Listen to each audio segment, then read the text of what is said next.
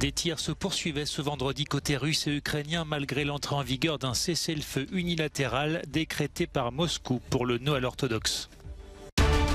Une nouvelle action choc pour dénoncer l'inaction climatique en France. Le ministère de l'écologie a été aspergé de peinture par le collectif Dernière Rénovation. Le prince Harry admet avoir tué 25 talibans dans ses mémoires à paraître mardi. Au cœur de ce livre également, les disputes familiales et la perte de sa mère. Les tirs se poursuivaient ce vendredi autour de Bakhmout dans l'est de l'Ukraine malgré l'entrée en vigueur d'un cessez-le-feu décrété unilatéralement la veille par Vladimir Poutine. Moscou a assuré respecter la trêve tout en accusant les troupes ukrainiennes de bombarder des positions russes. De son côté, Kiev a accusé l'armée russe d'avoir frappé à 2 reprises la ville de Kramatorsk. Avant le cessez-le-feu, Denis Pouchiline, le dirigeant de la région séparatiste de Donetsk installée par le Kremlin, avait mis en doute la possibilité d'une trêve, déclarant que ses forces répondraient à toute attaque de l'armée ukrainienne. C'est la première fois depuis l'invasion russe en Ukraine que Moscou décrète un cessez-le-feu. Annoncé à l'occasion du Noël orthodoxe, cette trêve a été qualifiée de provocation par Kiev, alors que Washington estime que Vladimir Poutine cherche à se donner de l'air.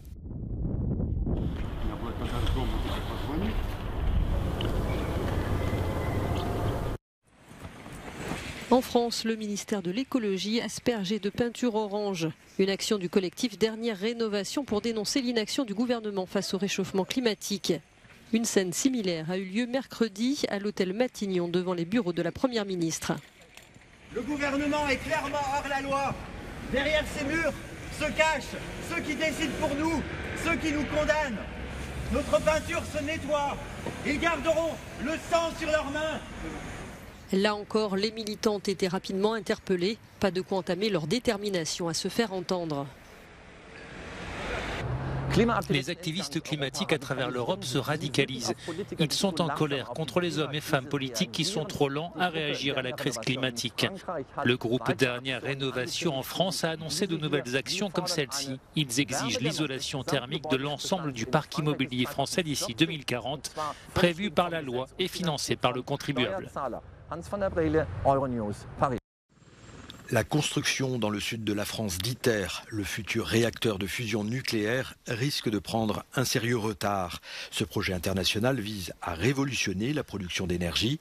Mais le nouveau directeur général d'ITER, l'italien Pietro Barabasci, a annoncé vendredi que le chantier faisait face à de nouveaux ennuis techniques après la découverte de défauts de construction sur les boucliers thermiques qui doivent être soumis à une chaleur extrême.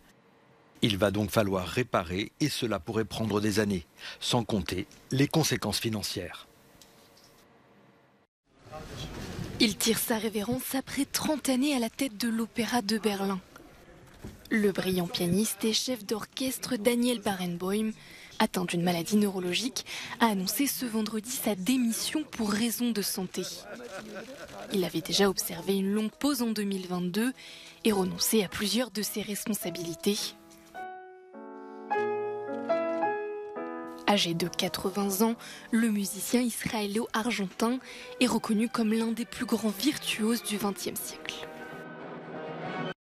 Le prince Harry refait parler de lui à quelques jours de la sortie de ses mémoires, un livre de 500 pages intitulé en français Le Suppléant. Plusieurs passages font déjà couler beaucoup d'encre, comme lorsqu'il admet avoir tué au moins 25 talibans lors de ses missions en Afghanistan. Ce n'est pas un nombre qui me remplit de satisfaction, mais je n'en ai pas honte non plus, écrit-il, ajoutant avoir considéré ses victimes comme des pièces de jeu d'échecs retirées de la partie. Harry revient également sur sa brouille avec William, qualifié de frère bien-aimé et ennemi juré, avec lequel il dit en être venu aux mains en 2019. Autre révélation, plusieurs années plus tôt, Harry raconte comment, avec son frère, ils ont tenté de dissuader leur père d'épouser Camilla Parker Bowles. Le duc de Sussex se confie également sur sa consommation de cocaïne et la perte de sa virginité avec une femme plus âgée, ou encore sur le décès de sa mère Diana en 1997 dans un accident de voiture à Paris, une blessure profonde pour le prince Harry qui semble ne s'être jamais refermée.